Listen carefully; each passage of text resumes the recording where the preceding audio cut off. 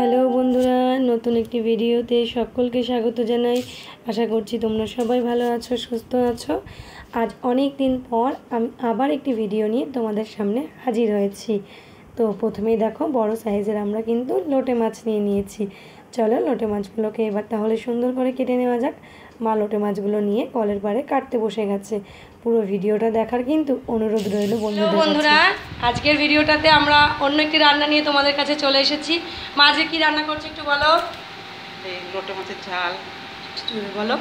আচ্ছা চলো বন্ধুরা, লোটে মাছের ঝাল রান্না করতে কি কি উপকরণ লাগছে সেগুলো আমরা দেখি। তোমরা শুনেই নিয়েছো, আজ আমরা লোটে মাছের ঝাল রান্না করছি। এদিকে লবণ হলুদ দিয়ে মাছগুলোকে এইভাবে ভালো করে টুকরো টুকরো করে কেটে নিয়েছিলাম। এবার লবণ হলুদ মাখিয়ে মাছটাকে রেখে দিয়েছি। আর এদিকে মা দেখো, আদা বাটা, থেতো করে রাখা রসুন, ধনেপাতা, কাঁচা লঙ্কা আর পেঁয়াজ কুচি, আর নিয়ে নিয়েছি একটা বড় সাইজের টমেটো। এবার মা করছে একটা থালার মধ্যে বেসন বা ময়দা, যে কোনো দুটোর একটা তোমরা ইউজ করতে পারো। আমরা এখানে ময়দা ছড়িয়ে নিয়েছি। তার সঙ্গে এবার ভালো করে মাছগুলোকে ময়দা দিয়ে এপিট ওপিট করে মাখিয়ে নিচ্ছে। এইভাবে ময়দা দিয়ে বা বেসনও তোমরা ব্যবহার করতে পারো।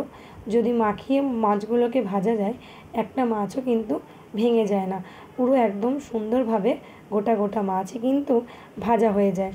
লোটে মাছ যেহেতু খুব নরম, এবং এই মাছটা কিন্তু রান্না করতে অনেক জল ছাড়ে, মানে মাছের থেকেই অনেকটা পরিমাণে জল বেরোয়।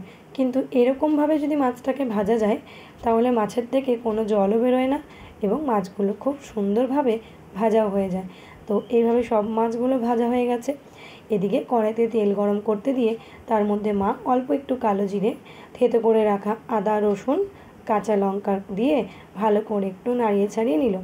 এবার কেটে রাখা পেঁয়াজগুলো এর মধ্যে দিয়ে দেবে, একটু লবণ হলুদ দিয়ে এবার খানিকক্ষণের জন্য এটাকে আমরা ভাজতে সময় দেব।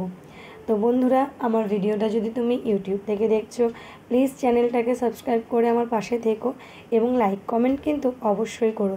আর যদি ফেসবুক পেজ থেকে দেখছো, একটু ফলো করে কিন্তু আমার পাশে থেকো। পেঁয়াজটা ভালো করে ভাজা হয়ে যাওয়ার পরে কেটে রাখা টমেটোর টুকরোগুলোকে এবার আমরা দিয়ে দিলাম। টমেটোর টুকরোগুলো একটু নরম হওয়া পর্যন্ত অপেক্ষা করতে হবে। এবার একে একে আমরা এর মধ্যে 1 চামচ জিরে গুঁড়ো, 1 চামচ ধনের গুঁড়ো, 1 চামচ শুকনো লঙ্কার গুঁড়ো এবং 1 চামচ কাশ্মীরি লঙ্কার গুঁড়ো আর সামান্য একটু হলুদ দিয়ে ভালো করে মশলাটার সঙ্গে কষিয়ে নিলাম। এবার একটা ছোট্ট বাটি মেপে 1 বাটি জল দিয়ে খানিকক্ষণ মশলাটাকে ফুটিয়ে নিচ্ছি। তার মধ্যে এবার আমরা আগে থেকে ভেজে রাখা মাছগুলোকে সব দিয়ে নাড়িয়ে চাড়িয়ে খানিকক্ষণের জন্য ঢাকা দিয়ে রাখতে হবে। মাছটাও ভালো করে ভাজা হয়েই গেছে এবং গ্রেভিটাও প্রায় তৈরি হয়ে গেছে, তাই কিন্তু এই মাছটা হতে আর বেশিক্ষণ টাইম লাগবে না।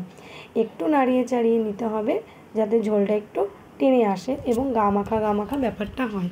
লোটে মাছের ঝাল অবশ্যই কিন্তু একবার বাড়িতে এরকমভাবে বানিয়ে খেয়ে দেখো।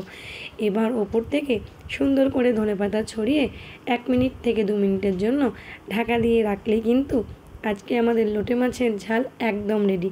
তোমাদের রান্নাটা কেমন লাগলো অবশ্যই সবাই একটু কমেন্ট করে জানিও।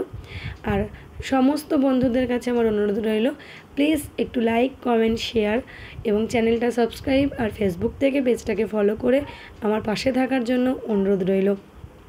আমার ভিডিও যদি ভালো লাগে তাহলে কিন্তু একটু শেয়ার এবং একটা স্টার গিফট করো।